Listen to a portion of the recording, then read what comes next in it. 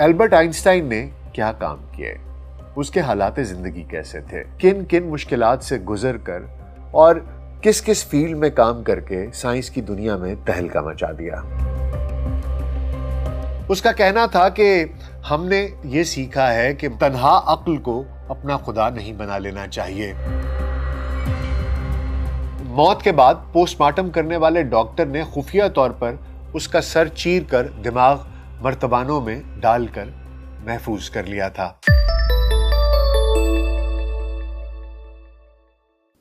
ویلسی pod cost میں doctor ناصر bag کے ساتھ ابھی خدمت میں حاضر ہیں۔ السلام علیکم۔ 20ویں صدی سائنس کی ترقی کے حوالے سے انسانی تاریخ کا نہایت اہم عرصہ قرار دیا جاتا ہے۔ اسی صدی کے دوران سائنسدانوں نے طبیعیات، ریاضیات، طب، فلکیات، کیمیا اور دیگر شعبوں میں بے مثال ایجادات کیں، قدرت کے پیچیدہ رازوں کی گتھیاں کھولی اور چاند اور مریخ کو بھی فتح کر لیا۔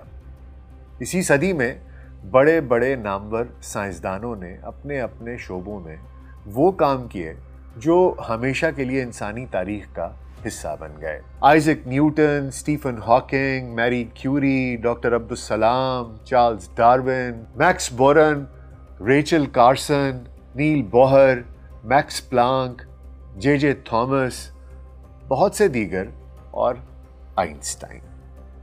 البرٹ آئنسٹائن نے کیا کام کیے، اس کے حالات زندگی کیسے تھے، کن کن مشکلات سے گزر کر اور کس کس فیلڈ میں کام کر کے سائنس کی دنیا میں تہلکہ مچا دیا۔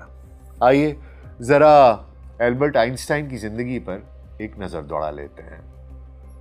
البرٹ آئنسٹائن 20ویں صدی کا سب سے بڑا طبیعیات دان سمجھا جاتا ہے۔ جرمنی کے شہر اولم میں 14 مارچ 1879 کو پیدا ہوا۔ باپ کا نام ہرمن اور ماں کا نام پولین تھا۔ جرمنی کا ایک خوشحال یہودی خاندان تھا جس میں آئنسٹائن پیدا ہوا، مگر کٹر مذہبی نہیں تھا۔ ہرمن الیکٹریکل انجینئر تھا اور کاروباری شخص تھا، مگر کسی وسیع کاروبار کا مالک نہیں تھا۔ اسی لیے جب آئنسٹائن 6 برس کا ہوا تو ہرمن اپنے کنبے کو لے کر میونخ چلا گیا اور یہیں پر آئنسٹائن کو ایک کیتھولک عیسائی مدرسے میں داخل کرا دیا گیا۔ مدرسے کا ماحول چونکہ سخت مذہبی تھا اور آئنسٹائن کے گھر کا ماحول کوئی زیادہ مذہبی نہیں تھا، اس لیے وہ ماحول اسے ناگوار گزرتا رہا۔ لیکن میونخ ہجرت کرنے کے باوجود ہرمن کے مالی حالات بہتر نہ ہو سکے، تو اس نے آئنسٹائن کو میونخ میں ہی ایک بورڈنگ مدرسے میں داخل کرایا اور باقی افراد خانہ کو ساتھ لے کر اٹلی چلا گیا۔ آئنسٹائن 14 سال کا ہوا تو جرمنی کے قانون کے تحت لازمی فوجی سروس کے لیے جانے کا خوف اسے لاحق ہو گیا، کیونکہ وہ بنیادی طور پر ایک امن پسند شخص تھا۔ لہٰذا وہ جرمنی سے بھاگ کر خود بھی اٹلی پہنچ گیا اور وہاں پہنچ کر سن 1896 میں اس نے جرمن شہریت بھی چھوڑ دی۔ اکتوبر 1895 میں سوئٹزرلینڈ کے شہر زیورخ میں واقع یونیورسٹی ETH میں داخلے کا امتحان دیا، مگر ناکام رہا۔ استاد نے مشورہ دیا کہ وہ اسکول کی تعلیم پہلے مکمل کرے، چنانچہ اس نے سوئٹزرلینڈ کے شہر آراؤ کے ایک اسکول میں پڑھائی کی۔ یہاں جس گھر میں وہ قیام پذیر تھا، اس کے مالک کی بیٹی میری سے اس کی شناسائی بھی ہو گئی، اور اسکول میں پڑھائی کے بعد اگلے سال وہ ETH کا داخلہ امتحان بھی پاس کر گیا۔ اب اس نے ETH میں پڑھائی شروع کر دی اور وہ اسکول میں ایک استاد بننے کی پڑھائی کرنے لگا۔ اگست سن 1900 میں امتحان ہوا۔ 5 طالب علموں نے امتحان میں حصہ لیا اور آئنسٹائن چوتھے نمبر پر آیا۔ اب امتحان میں پہلی 3 پوزیشنیں لینے والوں کو تو ETH والوں نے نوکریاں دے دیں، لیکن آئنسٹائن کو اور 5ویں پوزیشن حاصل کرنے والی ملیوا میرک کو، دونوں کو ETH نے نوکری نہیں دی۔ ملیوا کے ساتھ آئنسٹائن کا میل جول تھا اور وہ بعد میں آئنسٹائن کی پہلی بیوی بھی بنی۔ ملیوا مسیحی تھی اور اس کا تعلق سربیا سے تھا۔ ملیوا اور آئنسٹائن کے درمیان 1897 سے 1903 تک کے خطوط کے تبادلے سے تاریخ دانوں کو اس بارے میں معلومات ملتی ہیں۔ ان خطوط میں ذاتی معاملات کے علاوہ فزکس کے مسائل پر بھی گفتگو ملتی ہے۔ فکر معاش کی وجہ سے آئنسٹائن شادی نہیں کر پا رہا تھا، مگر ملیوا حاملہ ہو گئی۔ 1902 میں ایک لڑکی کو جنم دیا۔ 1902 میں ہی آئنسٹائن کے والد کا انتقال بھی ہو گیا۔ آئنسٹائن عارضی استاد کے طور پر مختلف جگہوں پر کام کرتا رہا، حتیٰ کہ جون 1902 میں سوئٹزرلینڈ کے شہر برن کے پیٹنٹ دفتر میں نوکری مل گئی۔ 1901 میں آئنسٹائن سوئٹزرلینڈ کا شہری پہلے ہی بن چکا تھا۔ پھر جنوری 1903 میں ملیوا سے باقاعدہ شادی کر لی۔ پیٹنٹ دفتر میں کام کے دوران آئنسٹائن فزکس کے مسائل پر بھی تحقیق کرتا رہا، اور اسی دوران اس نے اپنی زندگی کے عظیم ترین مقالات شائع کیے۔ 1905 میں آئنسٹائن نے 4 مشہور مقالے لکھے۔ اس کا پہلا مقالہ جو مارچ سن 1905 میں شائع ہوا وہ ضیاء برقی اثر اور روشنی کی حیت کے بارے میں تھا۔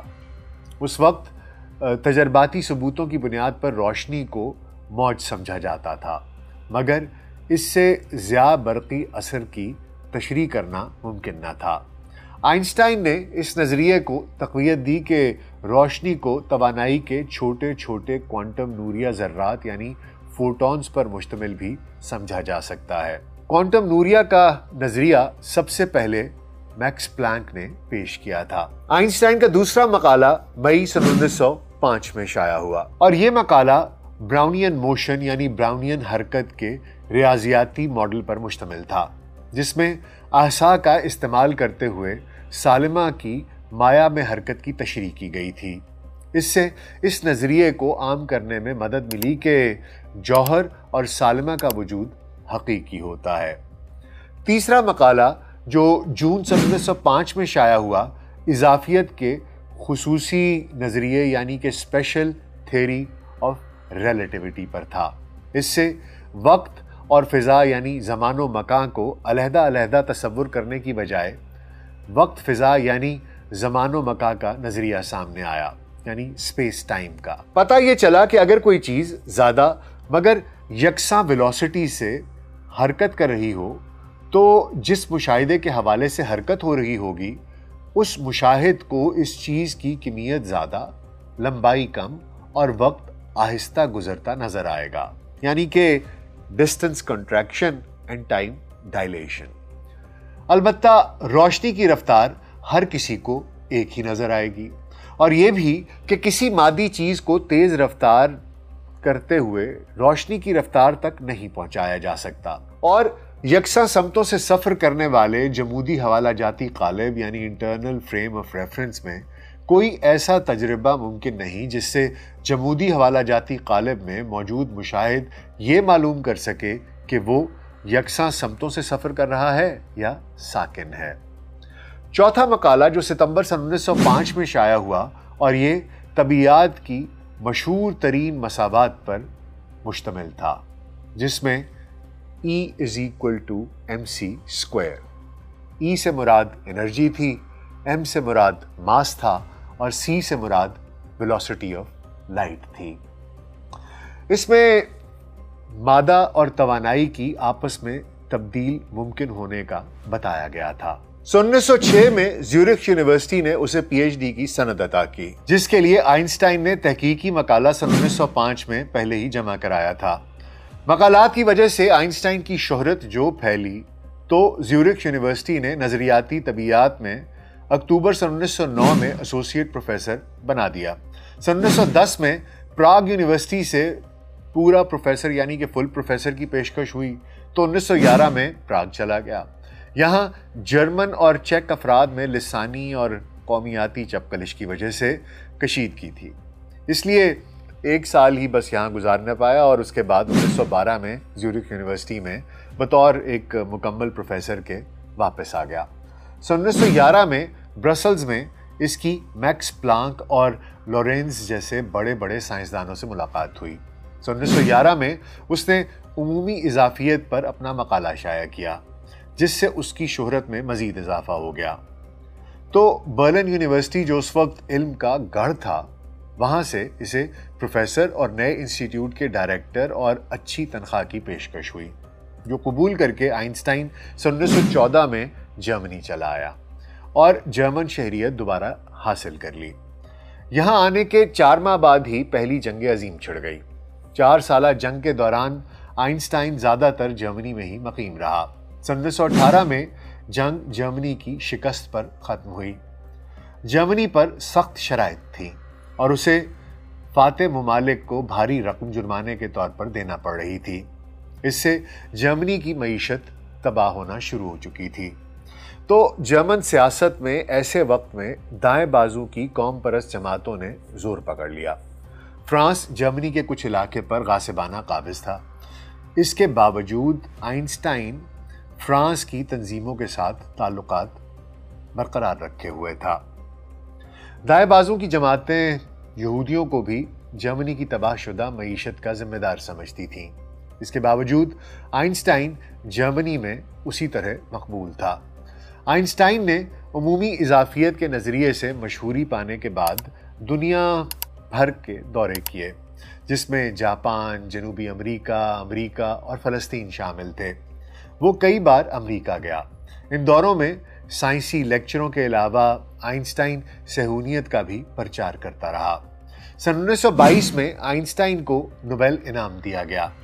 آئنسٹائن کشتی رانی کا بھی شوق رکھتا تھا۔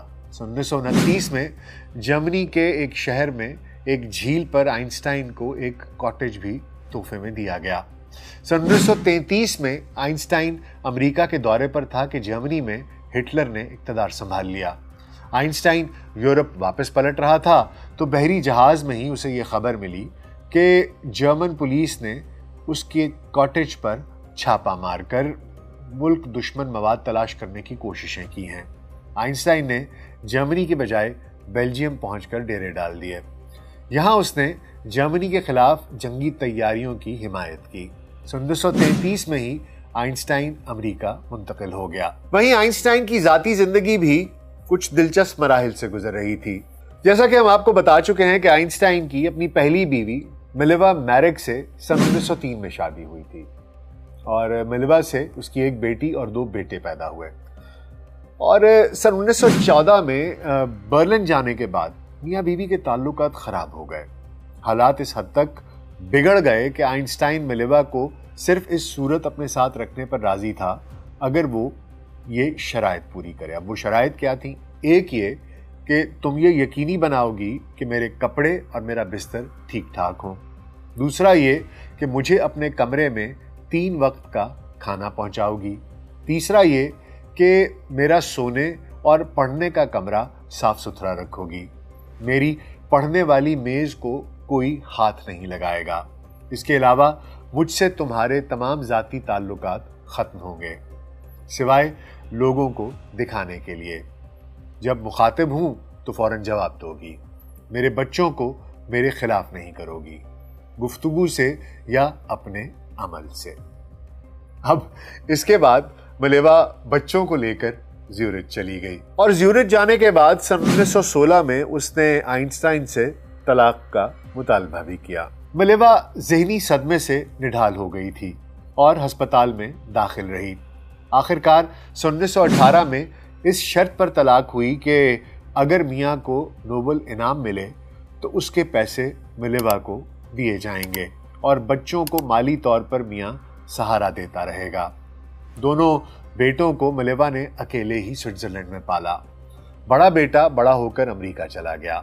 سن 1948 میں ملیوا کی وفات ہوئی تو وہ ہسپتال میں بالکل تنہا تھی۔ آئنسٹائن کے بچوں کی زندگیوں پر بھی ایک نظر ڈال لیتے ہیں۔ جیسا کہ ہم آپ کو بتا چکے ہیں کہ آئنسٹائن کی پہلی بیٹی اس کی شادی سے پہلے ہی سن 1902 میں سربیا میں بیوی ملیوا کے آبائی گھر میں پیدا ہوئی۔ سن 1903 میں پہلا بیٹا شادی کے 6 ماہ بعد پیدا ہوا۔ اس کا نام ہانس تھا۔ ہانس نے سوئٹزرلینڈ سے پی ایچ ڈی کی تعلیم مکمل کی اور بعد میں برکلے یونیورسٹی کیلیفورنیا میں پروفیسر بنا اور سن 1973 میں وفات پائی۔ اپنی ماں سے آئنسٹائن کے برے سلوک کی وجہ سے وہ اپنے باپ سے کافی نالان تھا اور کافی عرصے تک اپنے باپ سے اس کے تعلقات کشیدہ رہے۔ دوسرا بیٹا ایڈورڈسن 1910 میں پیدا ہوا، جو ذہنی مریض تھا اور ذہنی امراض کے ادارے میں ہی زیادہ وقت گزارا اور سن 1965 میں زیورخ میں وفات پائی۔ برلن آنے کے بعد آئنسٹائن کی شناسائی اپنی چچا زاد بہن ایلسا سے دوبارہ ہوئی، تو آئنسٹائن نے ایلسا سے شادی کر لی۔ ایلسا بعد میں آئنسٹائن کے ساتھ امریکہ آ گئی، جہاں سن 1936 میں ہی اس کا انتقال ہوا۔ نظریہ عمومی اضافیت سائنسی میدان میں آئنسٹائن کی سب سے بڑی کامیابی تھا۔ اس نظریے پر کام سن 1915 میں مکمل کیا۔ اس میں یہ بتایا گیا کہ اسرا کے دوران مشاہد جو طاقت محسوس کرتا ہے وہ بینہ کشش ثقل کی طرح ہے۔ کشش ثقل، جس کی وجہ سے مثلاً سورج کے گرد سیارے گھومتے ہیں، کی طاقت کی ایک اور توضیح پیش کی، وہ یہ کہ سورج کی موجودگی سے زمان و مکان ہی ٹیڑھا ہو جاتا ہے۔ اب سیارہ اپنی طرف سے سیدھا ہی چل رہا ہوتا ہے، مگر اس زمان و مکان کے ٹیڑھے پن کی وجہ سے وہ سورج کے گرد گھومتا ہے، اور اس ٹیڑھے پن کا اثر برقناطیسی موجوں پر بھی ہوگا۔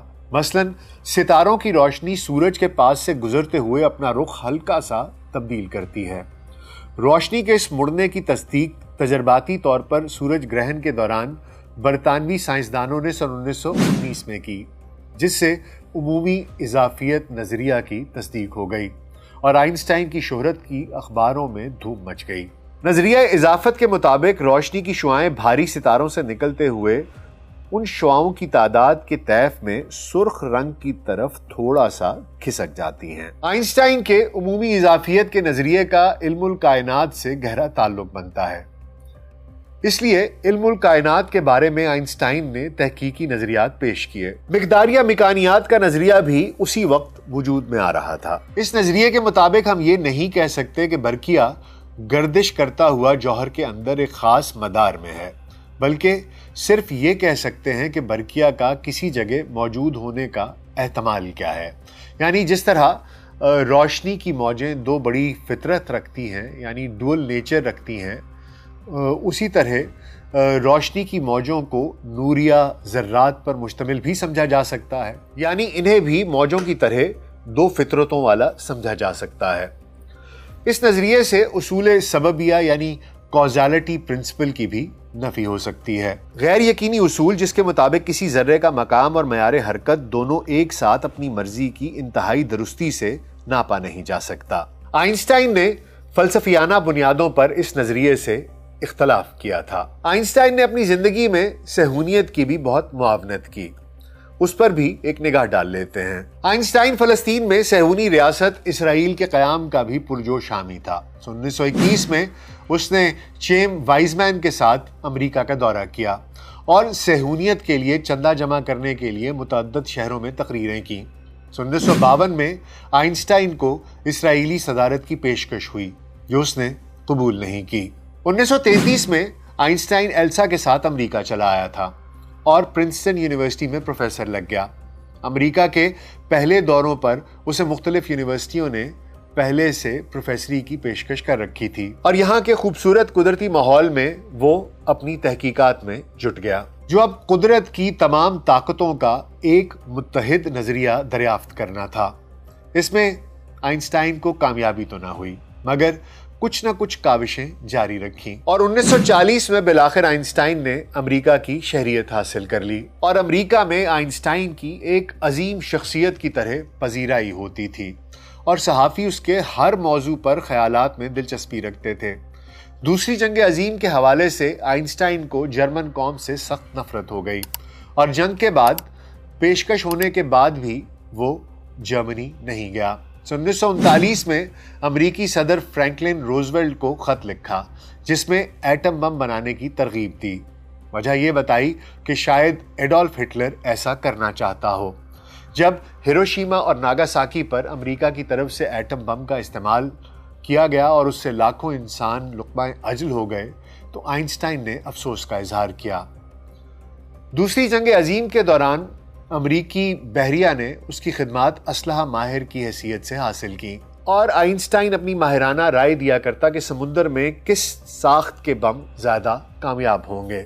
آئنسٹائن کے نظریہ خدا کے بارے میں بھی بہت سی بحث ہوتی ہے۔ آئنسٹائن کے اقوال میں خدا کا ذکر اکثر ملتا ہے۔ موجودہ زمانے میں مبصرین نے خیال ظاہر کیا ہے کہ خدا سے مراد، آئنسٹائن جب بات کرتا تھا خدا کی تو اس سے اس کی مراد قدرت یعنی کہ نیچر تھی۔ بہرحال آئنسٹائن کا نظریہ خدا مذہبی نقطہ نظر سے مختلف ہونے کا خیال ظاہر کیا جاتا ہے۔ اس کا کہنا تھا کہ ہم نے تلخ تجربات کے بعد یہ سیکھا ہے کہ معاشرتی زندگی کی گتھیاں تنہا عقل کی روح سے نہیں سلجھ سکتی، اس لیے ہمیں تنہا عقل کو اپنا خدا نہیں بنا لینا چاہیے۔ اس خدا کے عضلات تو یعنی کہ مسلز وغیرہ تو بہت مضبوط ہیں، لیکن اس کی کوئی عقل یا پرسنالٹی یا ذات نہیں ہے۔ اب اللہ عالم بالصواب یہ ان کے خیالات تھے۔ وہ مزید کہتا تھا کہ عقل اسباب و ذرائع پر تو خوب نگاہ رکھتی ہے، لیکن مقاصد و اقدار کی طرف سے اندھی ہو جاتی ہے۔ سائنس صرف یہ بتا سکتی ہے کہ کیا ہے، وہ یہ نہیں بتا سکتی کہ کیا ہونا چاہیے، اس لیے اقدار کا تعین کرنا اس کے دائرے سے باہر ہے۔ سائنس کے علم برداروں نے اکثر اوقات اس امر کی کوششیں کی ہیں کہ وہ سائنس کی روح سے اقدار کے متعلق قطعی فیصلہ نافذ کر دیں۔ سائنس کے نزدیک بس ایک شے ہوتی ہے، اس کی دنیا میں آرزو، اقدار، خیر و شر، نصب العین حیات کا کوئی وجود نہیں ہوتا۔ سائنس نہ اقدار متعین کر سکتی ہے اور نہ ہی انہیں انسانی سینے کے اندر منتقل کر سکتی ہے۔ تعلیم کا مقصد یہ نہیں ہوتا کہ بہت ساری حقیقتیں جان لی جائیں۔ تعلیم کا مقصد یہ ہوتا ہے کہ دماغ کی اس طرح تربیت ہو جائے کہ جو کچھ کتابوں میں نہیں ہے وہ بھی سمجھ میں آ سکے۔ آئنسٹائن کی 8 اپریل 1955 کو پرنسٹن میں وفات ہوئی۔ آئنسٹائن کو جسم میں خون کے سرخ خلیوں کی بیماری تھی، یعنی کہ ہیمولیٹک انیمیا تھا، اور یہ خبر مشہور ہے کہ موت کے بعد پوسٹ مارٹم کرنے والے ڈاکٹر نے خفیہ طور پر اس کا سر چیر کر دماغ مرتبانوں میں ڈال کر محفوظ کر لیا تھا۔ اس کی میت کو بعد میں جلا دیا گیا۔ یہ تھی آئنسٹائن کی زندگی کی کہانی۔ امید ہے آپ کو آج کا پوڈ کاسٹ پسند آیا ہوگا۔ اپنا بہت خیال رکھیے گا۔ شکریہ۔